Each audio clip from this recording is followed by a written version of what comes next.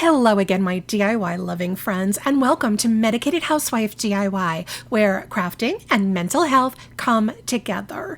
In today's DIY video, join me on another exciting adventure, creating high-end home decor on a Dollar Tree budget. Don't miss the magic, grab your wands and your glue guns, and let's go DIY together. For this first DIY, I am using this bamboo cutting board from Dollar Tree, and the first thing I'm going to do is to use some Faux art antique wax, which I will link for you in the description box below. I'm going to paint the entire cutting board, and I cover the top, bottom, and all of the edges with 2 coats of the wax. And I use a dry paper towel to wipe away the excess wax, and then I'm going to let this board fully dry. Next, I bought a bag of these little wooden people in assorted sizes on Amazon, and I will link them for you below. I pick out 4 of the largest sizes, and first I try painting them with some apple barrel antique white, which I will also link below, but ultimately I changed to the apple barrel matte white, plain white, because the antique white was just too close to the color of the natural wood of these little people. So for better contrast, I paint the wooden people with the plain white. I will link all the non-Dollar Tree items used for you below. Once all the paint is dry, I sand the cutting board edges to distress them, and I also sand the little wooden people as well. And unfortunately, I lost the footage of me attaching the wooden people to the bottom of the cutting board, but I used some hot glue along with some wood glue, and I used the people as feet for the cutting board to give it some additional height. And that's how simple this Farmhouse wooden riser really is.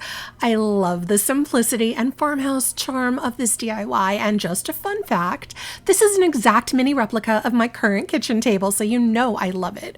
And it couldn't get any easier than this. This next DIY is using 70, that is 70, Tumbling Tower Blocks from Dollar Tree. And first we are making 10 sets of 3 blocks that are glued end to end, as you can see me doing right here. And I am using the super glue, wood glue, also from Dollar Tree. Then I'm going to put those 10 sets of 3 blocks aside to fully dry. Next, I'm going to make 20 sets of 2 blocks, also glued end to end, the same as the other one. So for those of you keeping track at home, that's 10 sets of 3, which equals 30 blocks, plus 20 sets of 2, which equals 40 blocks, for a grand total of 70 blocks used. So we are using almost a full box, as long as it's the 72 block box. It's crafter's math. You guys know what I'm saying. Once the glue on my 10 sets of 3 blocks and 20 sets of 2 blocks are dry, I'm going to paint them all with some Faux art antique wax, which I will link for you below. I'm covering all the sides of all of the blocks, except I don't really need to paint the ends of the 3 block sets because they will not be seen when the project is completed. I'm also using a dry paper towel to wipe away the excess wax off of the blocks. Next, I take 1 3-block set and 2 2-block sets, and I'm going to glue them in a U shape exactly as you see right here. I will end up with 10 of these U shapes, and I use an L-shaped ruler to keep the corner angle straight for the U shape, and this ruler is from Dollar Tree that I'm using here. I got this big bag of these small wood beads from Amazon, and I will link them for you below, but you can definitely get beads just like this at Dollar Tree as well. I used some wood glue to attach a wood bead in the middle of the seam that's between the 2-block set and the 3-block set on both sides, just like you're seeing right here. I'm going to be attaching the beads to 9 of the 10 U-shapes because that last 10th U-shape will be at the end, so it will end up attached to the pair of beads on one of the other 9 U-shapes. Hopefully that makes sense to you. To attach my U-shapes to each other, I turn them upside down so that the 3-block set is flat on the table, and I use a wood glue on each pair of beads to attach that U-shape to the one that's in front of it, like you can see me doing right here. And the L-shaped ruler helps keep all of those U-shapes straight and even when we attach them together. Then when I get to the last U shape, I place it over the pair of beads that are still exposed in the front of my stack of U shapes. Then I'm going to put the whole thing aside to dry. And this is my Jenga block riser / plant stand / letter or envelope holder. I love this versatile Jenga block DIY. It works as a riser or a plant stand, but also for small hand towels in a bathroom, or my favorite surprise, upside down. It also is perfect for holding envelopes or letters on a desk. It truly is magic, and wasn't that easy? This next DIY starts with this large wood slice from Dollar Tree, and we are also using 3 of these wood handles from some old foam paintbrushes, and I always save my old foam paintbrushes specifically for times like these. I'm using my miter shears, which I will link for you below, to trim the 3 brush handles to the same size and on a 75-degree angle, which I will actually change that angle later, but that's how I started, and I cut the 3 handles to the same exact size, the same height and angle. I sanded the handles to get them ready to paint and to get rid of any of those jagged edges. I'm using a mixture of water and antique wax to paint the wood handles, and I just paint and wipe them with a paper towel until I get to the shade that I am looking for. These are not great quality wood, so sometimes you need a little extra paint to camouflage that. And this is where I realized I needed to trim the ends of the handles using a 60-degree angle instead of the 75-degree angle that I had to make them sit better. So I did that with my miter shears. I found the middle of my wood slice, and I used a pen to mark the spots where I needed to put my legs so that they were as even as they could be. So I kind of eyeballed that, and I marked the space.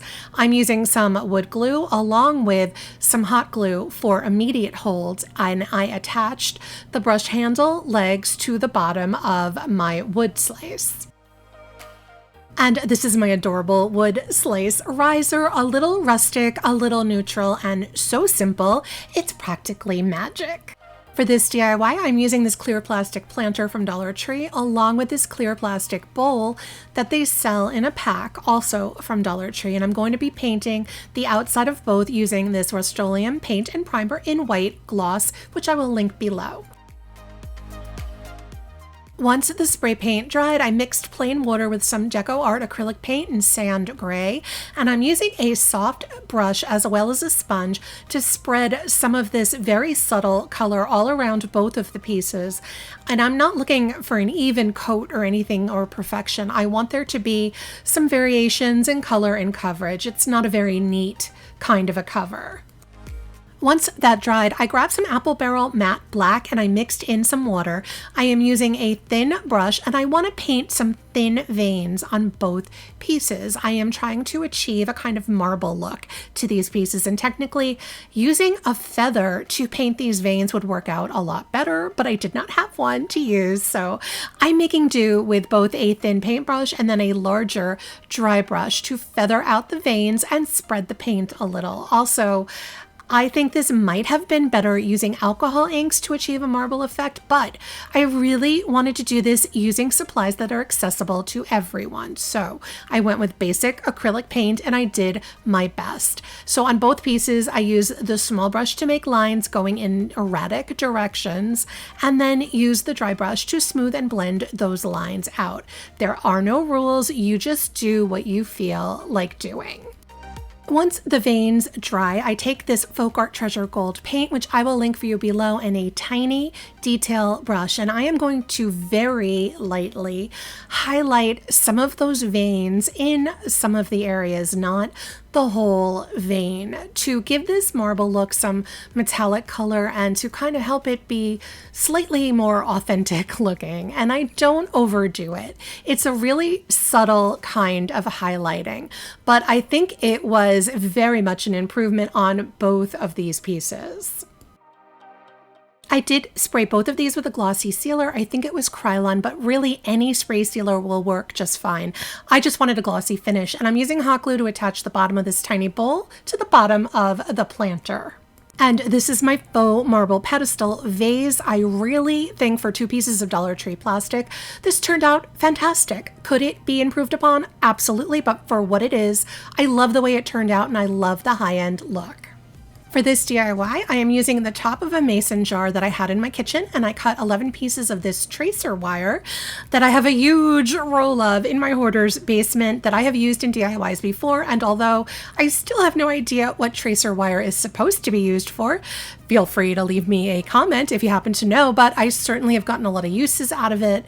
I have 11 pieces cut the same size, and I marked 11 evenly spaced marks on the mason jar top that I'm going to hot glue the wire to. And then I am using this thick jute I got at Amazon, and I will link it for you below. I'm going to wrap the jute around the wires and jar top 4 times, securing it with hot glue, and this will help stabilize the wire pieces as well as camouflage the ugly glued wire bottoms. Then, using the same jute, I cut a very long piece and I fold it in half evenly. I am going to do a standard basket weave, which uses 2 pieces of rope at the same time. So we start with the folded loop over one of the wires, and I'm going to hot glue that loop in place and then begin the actual basket weaving. And if you watch, you will see that really all we were doing is an over and an under weave, but with 2 pieces of rope at the same time.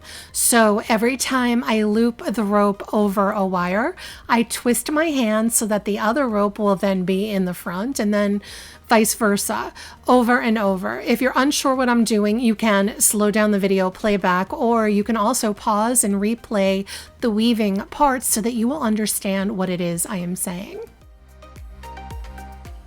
Then I bend the wires so that they start to bow out a little bit so that the part of the basket will be fatter than that part that's under it and the part that is above it. If that makes sense to you, hopefully it does.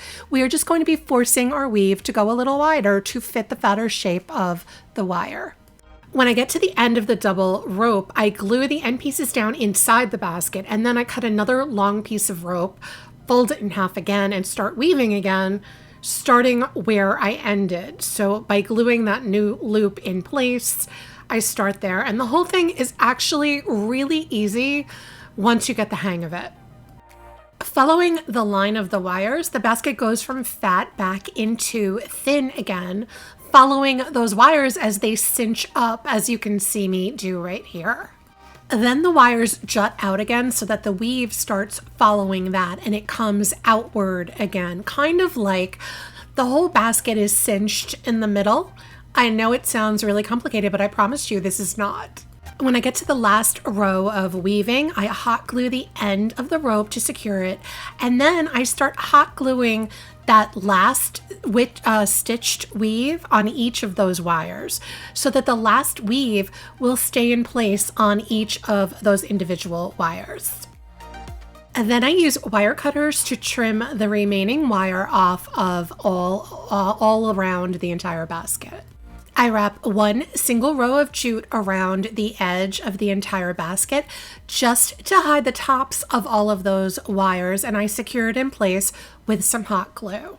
Lastly, I make a faux tassel to tie around the cinched part of the basket out of 3 pieces of macrame rope that are folded in half, tied in a knot, and then I unravel them at the bottom and I tie another knot again right above the unraveling.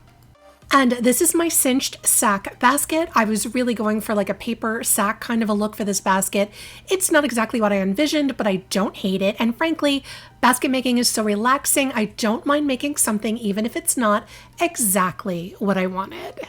But I want to know what you think. Let me know in the comments which one of these Dollar Tree magic everyday high-end DIYs is your favorite and why. I love hearing from all of you. And if you've enjoyed this DIY video, there's another one waiting for you. Just click that link on your screen for more Medicated Housewife DIYs. Until next time, my name is Sarah. I'm the Medicated Housewife, and crafting is my medication.